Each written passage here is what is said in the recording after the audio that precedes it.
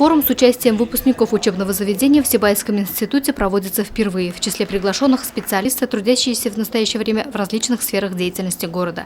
Одни руководят, другие ответственно выполняют возложенные обязанности. Но каждый, как признается организатор молодежного форума «Шаг в будущее», гордость учебного заведения.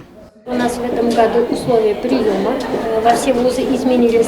Все выпускники могут сдать свои документы с 1 апреля на заочное отделение. Поэтому с этой целью, чтобы наши выпускники СУЗов, техникумов, колледжей смогли ознакомиться с нашими именитыми выпускниками, с нашей базой технической материальной оснащенности Института Сибайского, мы хотели пригласить всех студентов для участия в этом форуме. Участники мероприятия рассказали о своих успехах, достигнутых после окончания учебы. В роли слушателей – студенты, будущие выпускники средних специальных учебных заведений. После завершения учебы им предстоит получить и высшее образование. Без него теперь не обойтись. Интересной для них стала информация о бакалавриате и магистратуре. Кстати, над последним сейчас работает руководство Сибайского института. В этом году мы последний раз выпускаем тех, которые обучались по пятилетней программе.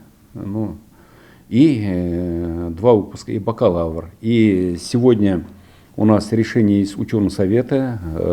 Наши заместители, деканы съездили в Уфу, то есть в Москву.